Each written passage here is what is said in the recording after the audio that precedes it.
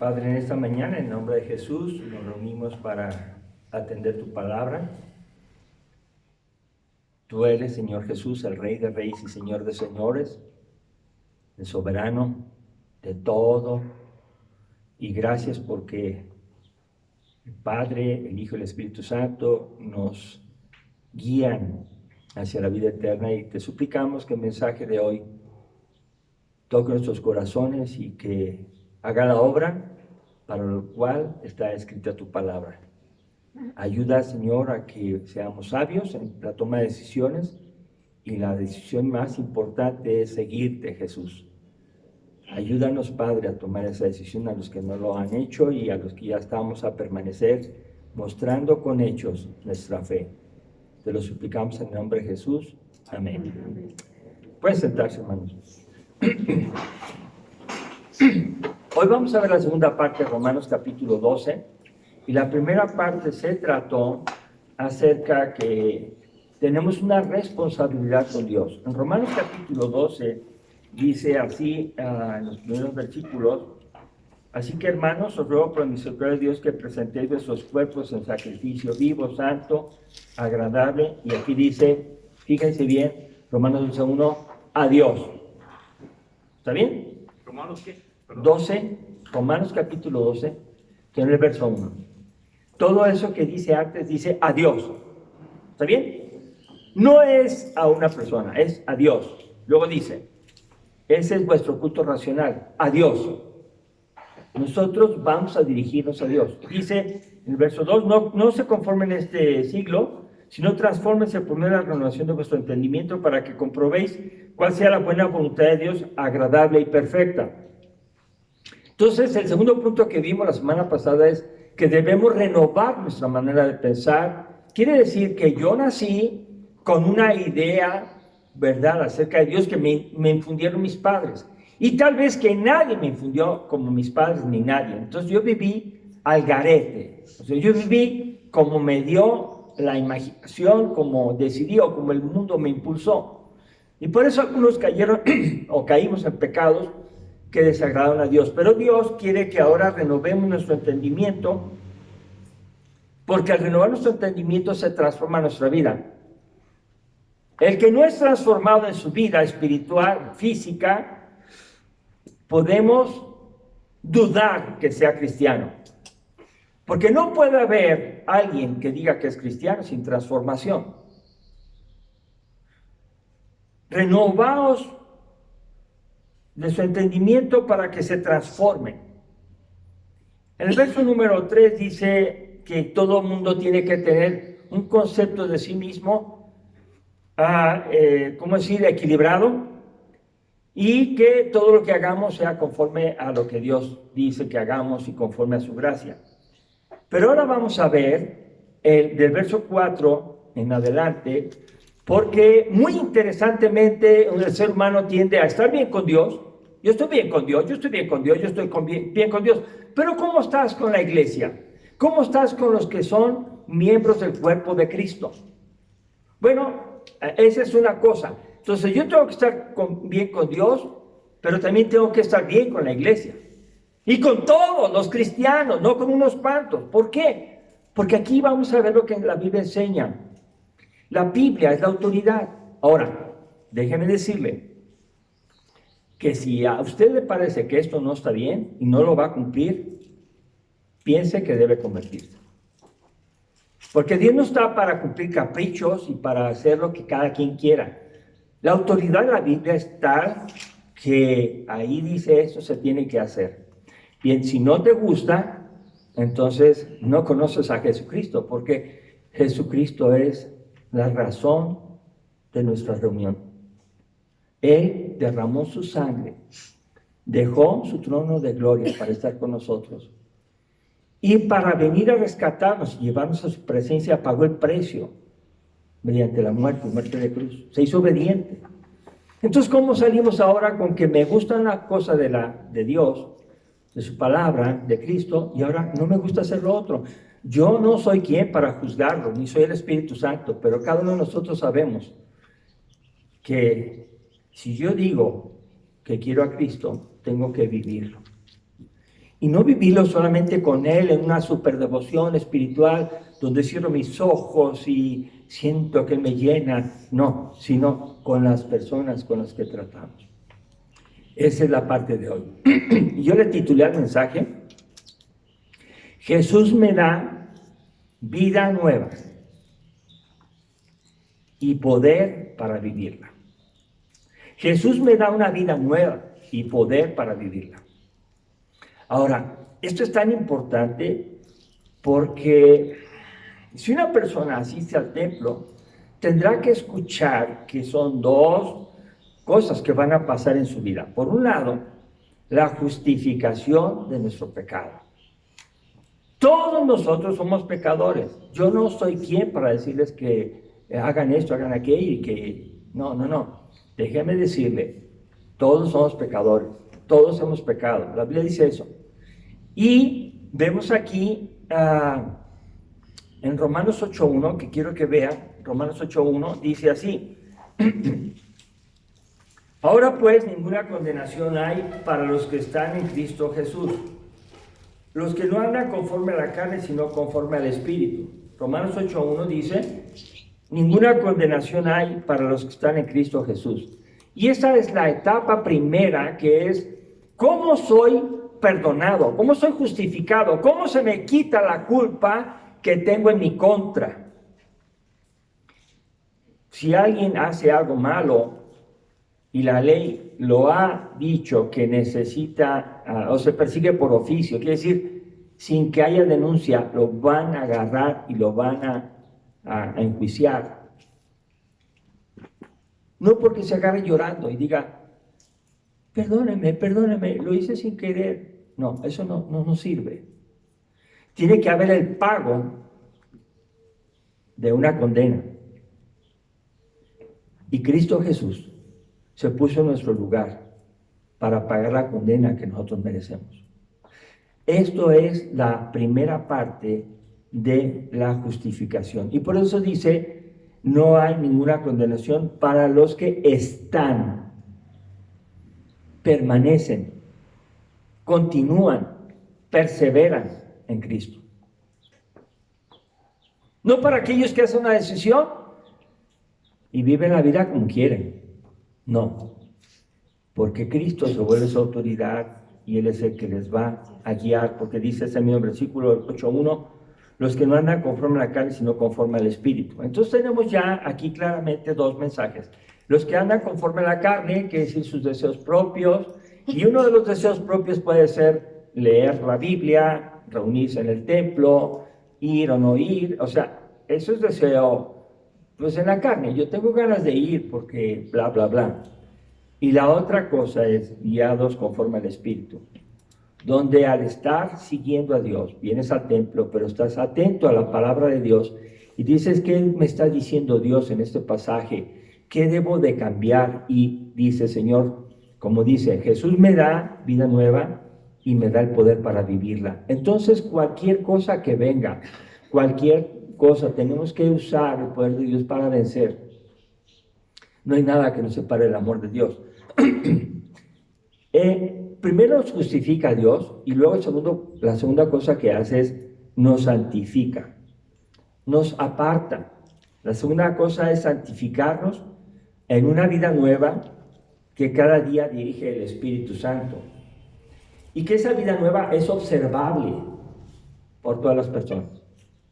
Los creyentes eran descubiertos por su manera de hablar, por su manera de reunirse, por la manera de adorar, por la manera en que trataban al César, que ya no lo adoraban como Dios, ya adoraban a Jesús y decían que Jesús era su Señor. La santificación es el proceso donde el Espíritu Santo viene a tu vida y te aparta del pecado, y tú ya no estás a gusto siendo instrumento de maldad, donde tú ya no estás a gusto cuando te observan a ti como persona y no observan a Dios que vive en tu corazón. Cada uno de nosotros existimos para la gloria de Dios y para compartir el Evangelio. ¿Recuerdan eso, verdad? Pero si yo vivo para mí, la gente se va a fijar en mí y me va a seguir a mí y va a ser mi amigo. Pero yo no lo voy a salvar. Tiene que conocer al verdadero amigo que es Cristo Jesús y tiene que arrepentirse de sus pecados. Entonces, en conclusión, y la introducción es, hay solamente dos maneras de vivir, en la carne y en el Espíritu Santo. En la carne, sin tomar en cuenta a Dios. Uno decide, yo hago lo que yo digo, yo lo hago. Ese es en la carne. Y en el Espíritu, es decir, yo voy a tener la dirección de Él. Y lo más hermoso de todo esto es que tenemos vida y paz en Cristo por el Espíritu Santo. ¿Por qué esto? Porque entonces uno se relaja y dice, Señor, tú sabes todas las cosas, dependo de ti. Si hay cultos, gloria a Dios. Si no hay cultos, gloria a Dios. Pero gracias a Dios que todavía podemos comunicarnos por teléfono. Voy a hablarle a mis vecinos, voy a hablarle a mis familiares, voy a hablar de Cristo. Voy a descansar en la casa orando, voy a participar en un proceso para evitar los contagios. Entonces esas dos cosas son necesarias. Considerar que hay quien vive en la carne y no porque cargue Biblia o porque hable bonito de la Biblia o sepa mucho de Biblia, si él vive en la carne o ella vive en la carne, no agradan a Dios. ¿Está claro?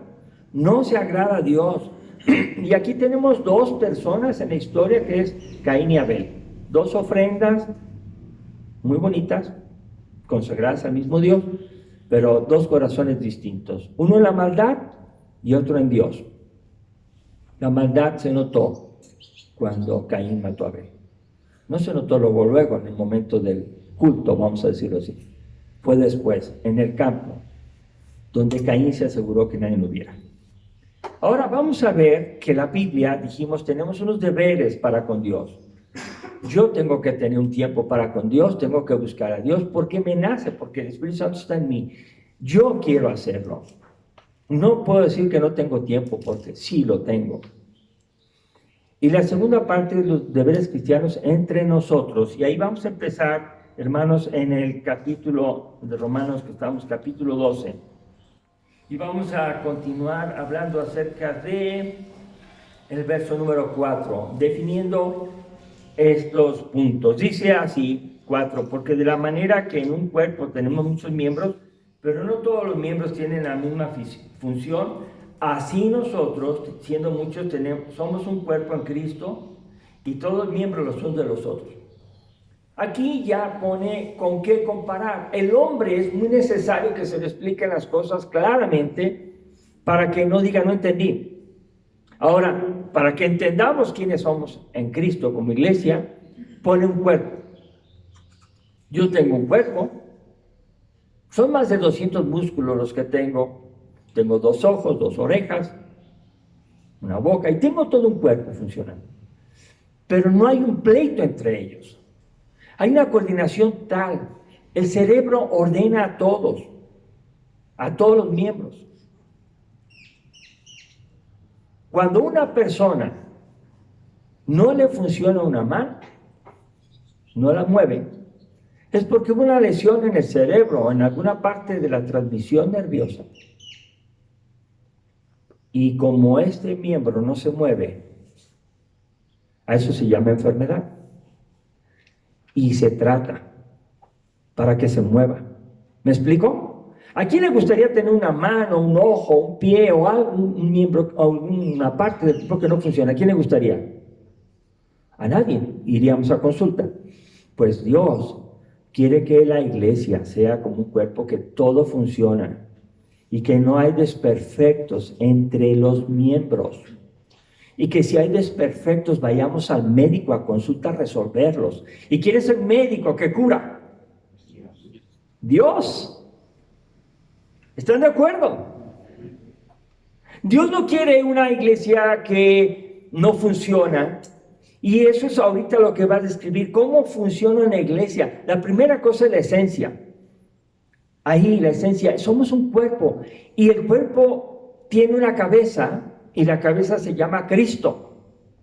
Entonces, si yo entiendo que la cabeza es Cristo, es el que da las órdenes, todos nosotros nos vamos a mover a la orden y a la voz de Cristo. Si alguien no puede moverse a esa orden y no puede entender los mandamientos, más bien no los quiere obedecer, está enfermo. ¿Sí está claro? Dígame cualquier cosa que quieran, cualquier pecado, está enfermo. Y tiene que ir al médico y pedirle perdón a Dios y decirle, Señor Jesús, sáname de este pecado que tengo. Si una persona no siente pecado, entonces ya le gusta vivir en el pecado y por lo tanto estamos muy lejos de la verdad de Cristo. El cuerpo tiene muchos miembros y aunque son todos diferentes, hay una unidad entre toda la diversidad de miembros que somos nosotros. Todos somos diferentes. Estefanía, cualquiera de nosotros somos diferentes. Sin embargo, a todos nos coordina Cristo. ¿Está claro? Bien, vamos al verso número 6. De manera que teniendo diferentes dones, según la gracia que nos es dada, si de profecía úsese conforme a la medida de la fe. Y entonces habla que la iglesia tiene diferentes dones, diferentes actividades. ¿Qué es lo que hace tal persona bien? Esto lo hace bien. Entonces a él ponlo en esa posición. Mira, esta persona es buena para esto. Bueno, a esta persona ponle en esa posición. ¿Y qué es que el pastor, los hermanos que dirigimos, estamos aquí viendo qué es lo mejor para que el cuerpo de la iglesia funcione muy bien? Ajá, entonces aquí empieza diciendo el que tiene, dice aquí, según la gracia que nos es dada. En la iglesia, por favor escúchenlo, Dios es el que da los dones. No es que tú fuiste y los adquiriste y los comiste y los aprendiste y recibiste una instrucción. No, es el Espíritu Santo el que te da ese poder interior para hacer las cosas a través de su Espíritu Santo. Él lo hace. Y aquí dice, no se es dada. Claro que hay personas que aprenden cosas a hacer en la iglesia y uno piensa que lo está haciendo el Espíritu Santo y lo hacen, pero un día se cansan y abandonan su trabajo. ¿Por qué? Porque no les gusta, porque ya se cansaron. Cuando alguien tiene un llamado para hacer algo de Dios, no lo abandona, porque Dios siempre le va a decir, tú no naciste para hacer lo que estás haciendo. Dios le va a decir, tú tienes que hacer para lo cual yo morí. Te necesitamos en la iglesia, pero te necesitamos conforme a la dirección del Espíritu Santo, no conforme a tus ganas.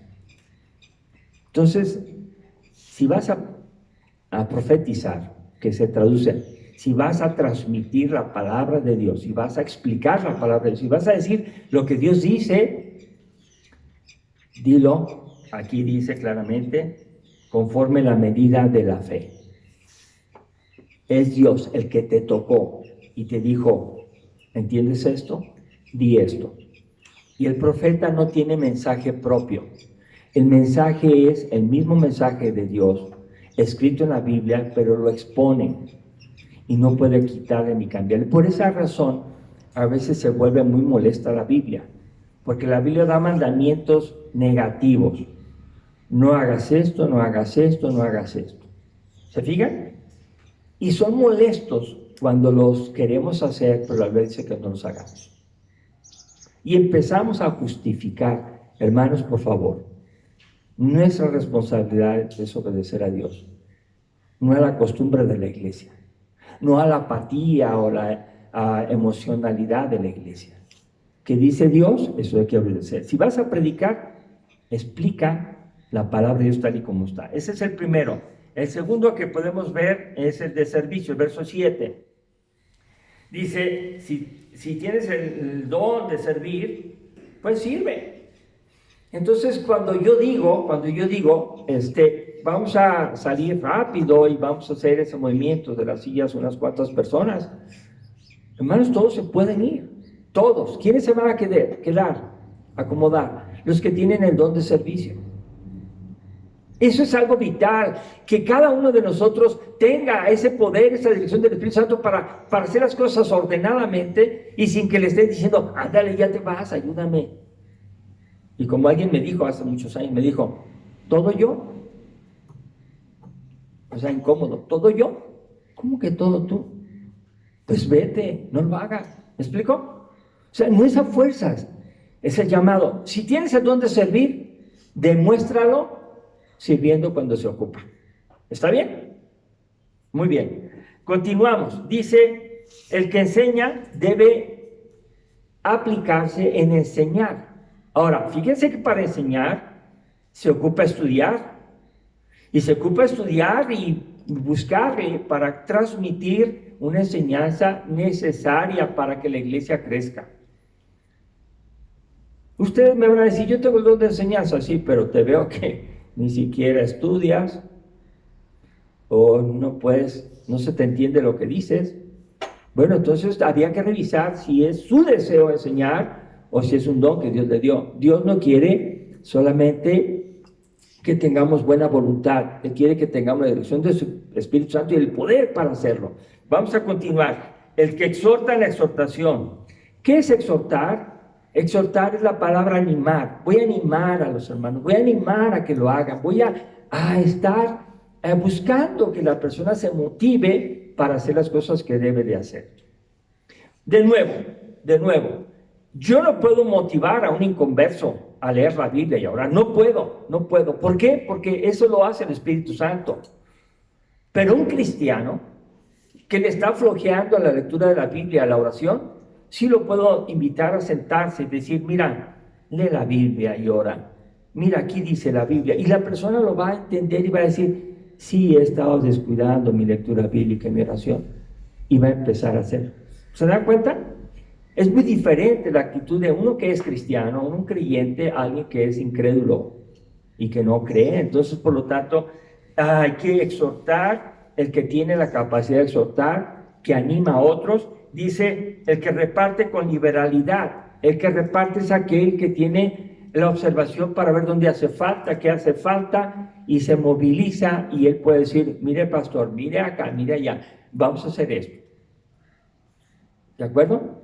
O sea, repartir es una acción justa, una acción necesaria, una acción que debe fortalecer el funcionamiento de la iglesia. Luego dice aquí el que reparte, el que preside con su... ¿Qué quiere decir el que preside? El que va al frente, el que va tomando decisiones, el que se hace cargo de algo. No lo hace con, ¿cómo dice aquí? Con solicitud, presto, rápido. Si yo digo que voy a presidir, bueno, aquí estoy a tiempo, estoy aquí, estoy haciendo las cosas. Luego dice el que hace misericordia con alegría. Se necesitan hermanos y talentos o dones, más bien dones de Dios que sea como este. Cuando alguien cae en pecado o tropieza en alguna cosa, el que tiene el don de misericordia se acerca y le anima y sabe decirle, Dios tiene misericordia de aquí, te quiere levantado, no caído. Y cuando escucha la voz que le está diciendo, la persona empieza a tranquilizarse y acepta, está bien. Repito, si es cristiano. Si no es cristiano va a decir, ¿y tú quién eres para decírmelo? Fíjate tú primero en lo tuyo. Hay personas respondonas. No, Dios no quiere eso. Quiere que haya un ministerio de misericordia para ayudar a aquel que está caído. Misericordia es tener compasión, es tener empatía, es aplicarse a alguien que está batallando. Se traduce en lo siguiente. Lo voy a decir con mi corazón. En la iglesia hay hermanos que necesitan raite. Dénselo. O démoslo. No vayamos solos. Tenemos la capacidad de hacer misericordia con alguien que casi no ve, alguien que está batallando, hagamos algo por eso. ¿Quién lo va a hacer? El que el Espíritu Santo le diga, tú puedes. Misericordia es ayudar, es comprender, es servir. Continuamos. El amor se hace sin fingimiento. En la iglesia no se permite la hipocresía. ¡Hola! ¡Qué gusto! Y por acá, vámonos. No quiero platicar, no quiero atender, no quiero estar. Eso es hipocresía. Tampoco Dios acepta que no ames a la persona que te hizo un daño. Lo vamos a ver al final. La manera de ver la vida es como Dios nos mande, no como se nos antoje o como esto, como aquello, como aquello. Si aquí vamos a continuar viendo lo que Dios dice, aborrezcan lo malo, dice, y sigan lo bueno. Hermanos, hasta que uno comete un error acerca de lo malo y sufre las consecuencias de lo malo, valora uno, ¿para qué lo hice? Mira todo lo que he perdido, mira todo lo que he causado, mira todo el daño y las consecuencias que ha habido.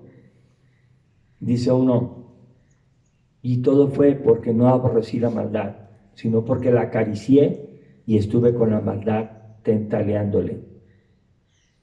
Hermanos, aborrecer lo malo es una medida de sanidad para no meternos en problemas.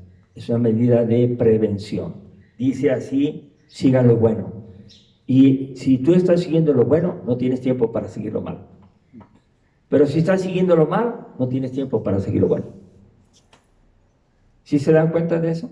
O una u otra, porque no puede una misma fuente, por la misma abertura, aventar o echar o salir agua dulce y agua amarga o salada. No. No se puede. Verso número 10, amad los unos a los otros con amor fraternal, en cuanto ahora prefiriéndonos los unos a los otros. El amor que existe entre nosotros es un amor realmente fraterno, quiere decir de hermanos. Mi madre, cuando yo me convertí, llegó a decirme, vete con tus hermanos y vete con tus madres, porque has de tener muchas por allá. A mí y a los hermanos, que quién sabe qué, quién sabe cuánto, ya no nos quieres. Sí los quería, lo que no quería era su pecado.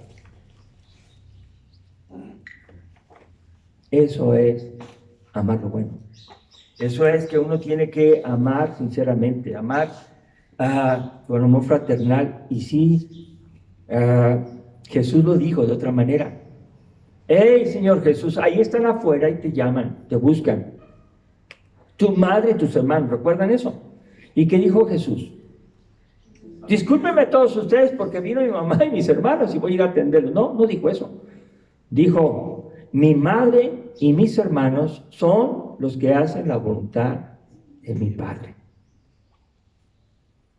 ¿Qué dice? Que la relación humana está supeditada a nuestra relación con Dios. Por eso se insiste al amor fraterno en la fe. No es que dejemos de amarlos, simplemente que ellos tienen otro estilo de vida y te quieren invitar. No te fijes, ¿malo? No, ¿malo para quién? Hazlo como tú quieras. Pues ¿para qué les haces caso a tanta gente? Y te van induciendo a hacer cosas que traen muchas preguntas y que hacen dudar. No que eres cristiano, te lo dicen a veces. Continuamos, dice, en lo que requiere diligencia, no perezoso, fervientes en espíritu, sirviendo al Señor. Cuando algo se tenga que hacer rápido, eso es diligencia, con rapidez, hay que hacerlo así. Hermano, podemos hacer esto ahorita, por favor, ir al hospital, vamos a ir a esto. Me hablas por teléfono a las 3 de la tarde a ver si tengo tiempo. No es ahorita. Ay, es que tengo que... No. Si algo se requiere, hágase rápido, con diligencia. Y luego dice aquí, fervientes en espíritu. Quiere decir gozosos, animados. Vamos pues, que Dios nos guíe. Vamos a confiar en Dios, fervientes. Las cosas se necesitan de repente. Y a veces solamente te llaman y te dicen, estoy en esta necesidad. Y tú dices, bien, vamos. ¿Me explico? Y gozoso. Ahora, dice en el verso que sigue, gozosos en la esperanza, sufridos en la tribulación, constantes en la oración. La esperanza quiere decir que es aquello que no tenemos, pero que esperamos que se cumpla. Yo no tengo todo lo que quiero tener. Hay cosas que necesito que cambien, pero no las tengo. Pues voy a esperar tranquilamente, dice aquí, de manera gozosa. Yo no tengo lo que me falta, pero estoy gozoso. ¿Me explico? ¿Gozoso por qué? porque Dios me provee a mí, porque yo dependo de Él, porque Él no se ha olvidado de mí, porque no me está abandonando. Yo no voy a tomar una decisión basada en mi carne, porque ofendería a Dios y no le agradaría. Continuamos diciendo, en la tribulación también voy a sufrir. Gracias a Dios no tenemos tribulación. Si estar en su casa y no venir al culto es tribulación, hace falta que conozcan más de Cristo a través de la Biblia, se enfrasquen, oren. Yo creo que algunos de ustedes han experimentado a través de los 2 años que ya tenemos en esto de la pandemia, bueno, no sé, más o menos, experimentado crecimiento espiritual. ¿Es cierto o no es cierto? Dijo un hermano, nunca habíamos tenido tanta lectura bíblica y tanta oración, aunque éramos creyentes. Si no es ahora que nos comunicamos por teléfono de lunes a viernes, de media hora a 45 minutos. Y dijo uno, espero que cuando regresemos a la normalidad, si se pudiera decir así, todos adentro en el templo, espero que continuemos con los estudios bíblicos, porque hemos crecido. ¿Están de acuerdo conmigo? Pues eso es lo que Dios quiere. Que estemos animados aún en la tribulación y que seamos constantes en la oración. Por eso estamos animándolos, compartiendo para necesidades de los santos, practicando la hospitalidad. Aquí dice claramente que tenemos que compartir para los santos. Y eso es algo bien bonito que la palabra de Dios enseña. Cuando des con tu mano derecha, que no lo sepa la izquierda. Si viene en la Biblia, no viene en la Biblia. No viene. Hay que ver eso en la Biblia, ¿está bien? Dios quiere que nosotros hagamos las cosas de manera discreta.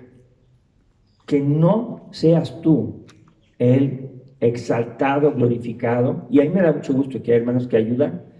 Y después lo sé. No supe porque me lo publicaron, sino después me di cuenta que ayudaron. Eso es maravilloso.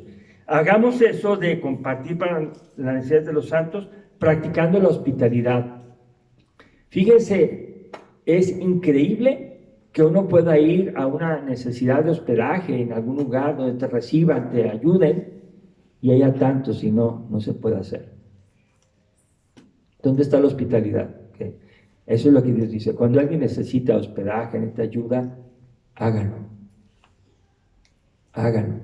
Dice el verso número 15, ándale.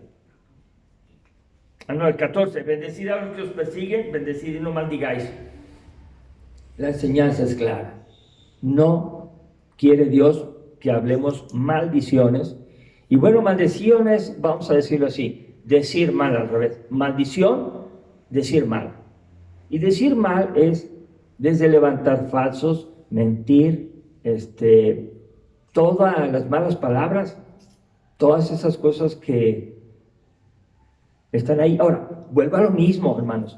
Si usted no puede dejar esto, o no le ha rendido su vida totalmente a Cristo, o no es cristiano. Pero es que así se usa.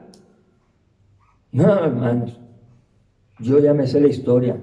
Tienes boca de carretonero. ¿Sí?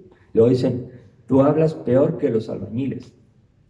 Pero si supieran cómo hablamos los médicos, igual que cualquier profesión estudiada, la gente lo dice.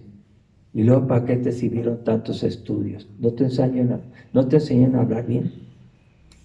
Pero es que la escuela no educa. La escuela te da conocimientos. Quien te educa es la familia. Pero si la familia no tiene conocimientos de Dios, no va a guiar a Dios y Dios no va a poder cambiarte.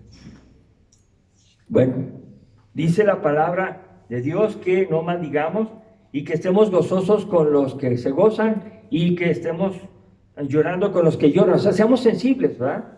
Si alguien está sufriendo, no llegues a hacerle un chiste, no llegues a tratar de hacerlo reír. Está sufriendo, sé sensible. Y luego dice aquí en el verso 16, unánimes entre vosotros, no altivos, sino asociándonos con los humildes, no seáis sabios en vuestra propia opinión. O sea, evita ser orgulloso. Aprende a escuchar, ve otras posibilidades. Y realmente duele cuando alguien no quiere escuchar. No quiere escuchar, no quiere escuchar. Pues, ¿qué le puedes decir? No le puedes decir nada porque no quiere escuchar.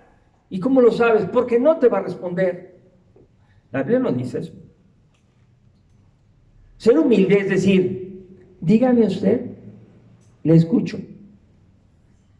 Y puede decir, yo tengo una opinión diferente, pero tiene la capacidad humildemente de escuchar. Y no se siente en un pedestal donde no escucha porque ¿qué me podrá enseñar a mí esta persona? No. De la boca de los niños y de los que maman es la alabanza. ¿Se dan cuenta? Dios habla a través hasta de los niños. Y dice que seamos como niños. Verso 17, no paguéis a nadie mal por mal, procurad lo bueno delante de todos los hombres. Y en cuanto sea posible, y dependa de ustedes, estar en paz con todos los hombres. Quiere decir que va a haber circunstancias de dificultad y que no eres tú quien debe propiciar la guerra o el pleito.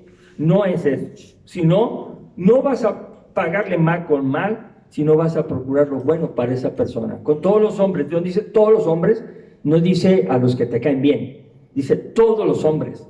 Y cuando alguien no puede estar bien con todos los hombres, entonces está dejando de cumplir los deberes cristianos que nos están asignando por parte de Dios. Bueno, y a veces que no va a ser posible mantenerte en paz. No va a ser porque la otra persona y nosotros tenemos una condición de personalidad caída y de repente nos sale el encono, el enojo y contestamos mal y ahí está la lucha. No es posible a veces. Por eso a veces las personas ya no hablan, para no ofender, pero más bien para procurar la paz. Verso 19, no se venguen ustedes mismos, amados míos, sino dejad lugar para la ira de Dios, porque escrito está bien la venganza, yo pagaré, dice el Señor. ¿Quién es el que toma nuestros problemas como para defendernos? ¿Nosotros o Dios? Dios. Entonces, es cierto que es también una área muy difícil porque al son que me toques, a ese te bailo. Si tú subes el tono de voz, yo te lo voy a subir. No voy a permitir que te me subas aquí porque después cómo te bajo. No, Dios no quiere eso. Dios quiere que los creyentes apelen a Dios, a la oración y al buen testimonio, al buen trato para que las cosas procuren irse acomodando. Y si la otra persona no se puede acomodar, yo lo dejo en manos de Dios, porque así dice la palabra. No nos venguemos nosotros mismos. Dejemos lugar a la ira de Dios, porque escrito está bien la venganza, yo pagaré, dice el Señor. El que se va a hacer cargo de la justicia, en un momento va a ser Dios. Por eso Jesús permitió morir. Por eso Pablo permitió que le hicieron lo que le hicieron. Por eso Esteban murió apedreado y no hizo cosas que no debía ni maldijo. Así que si tu enemigo tuviere hambre, y dale de comer, si tuviere sed, dale de beber, pues haciendo esto, ascuas de fuego amontonará sobre su cabeza. Quiere decir, cuando tenga la oportunidad de ayudar a alguien que te ha hecho un daño, ayúdale. Y hay algunas personas que lo han hecho. Lo han hecho. No merecen eso, pero se ha hecho un bien para ellos. Y dice aquí, ascuas de fuego, hagan de cuenta que ponen en su cabeza carbones encendidos, como un comal. Y eso calienta, pone colorada la carne. Eso quiere decir que si él tiene vergüenza por hacerle todo el bien, va por buen camino. A veces no falta nomás decir, ay, cómo me dolió lo que te hice. No, Dios no quiere eso. Dios, arregla lo que hiciste. Ese es el mensaje del Evangelio. Conviértete. Y termina el pasaje que hemos leído, no seas vencido de lo malo, sino vence con el bien el mal. La regla para el cristiano es sencilla. Cuando algo malo te ocurra, tú vas a vencer eso malo con el bien. ¿Se dan cuenta? Ahora, hermanos, creo que la Biblia nos enseña claramente en Romanos 8:7. Romanos 8:7 dice así: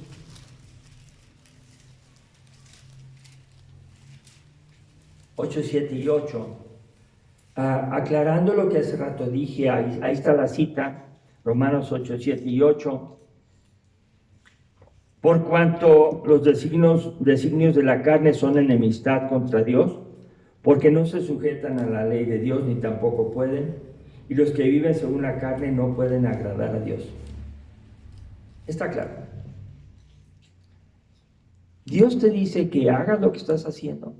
Dios te dice que hables como estás hablando. Dios te dice que te vistas como te estás vistiendo. ¿Es Dios el que está enseñándote a hacer lo que haces?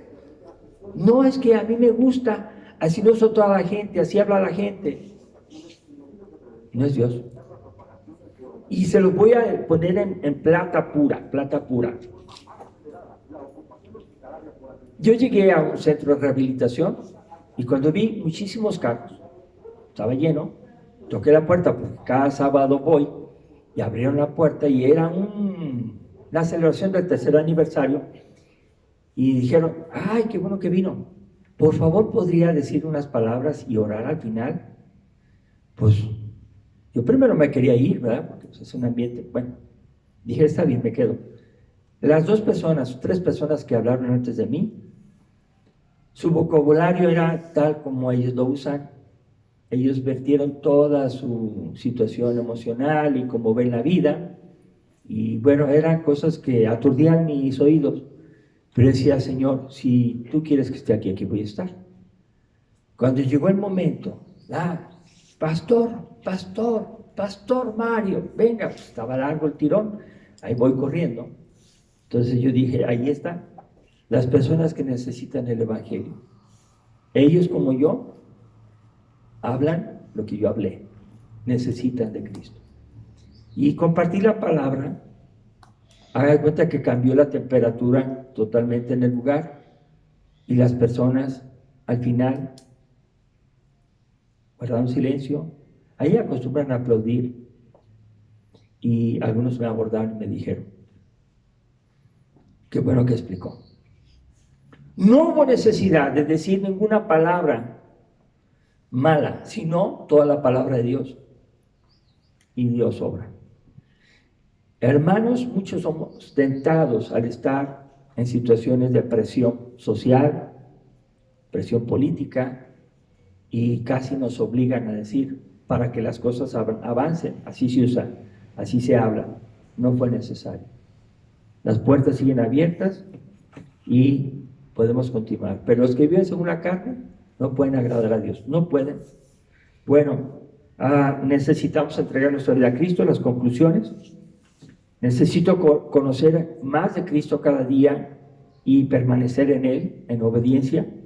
¿Cómo lo voy a hacer? Leyendo y estudiando la palabra de Dios, la Biblia, orando a Dios para pedir su dirección y que me guíe.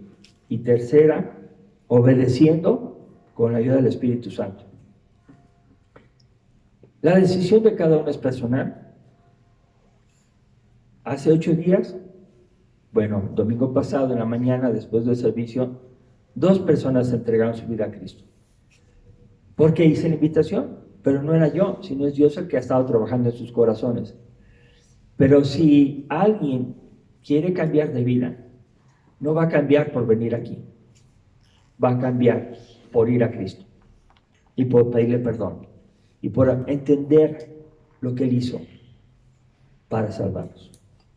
Necesitamos presentar a Cristo antes que nos conozcan a nosotros, que conozcan a Cristo. Y lo voy a decir en plata pura. Claro, si rechazan a Cristo, a mí me rechazan. Si aceptan a Cristo, tenemos un amor fraterno por la sangre de Cristo, porque el bien y el mal no pueden convivir juntos. Y si quieren, vamos a pedirle a Dios que nos abra los ojitos para ver que no se puede vivir en 2 áreas. La decisión es personal.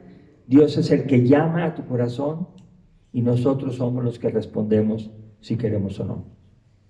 Amén. Vamos a ponernos de pie, vamos a orar.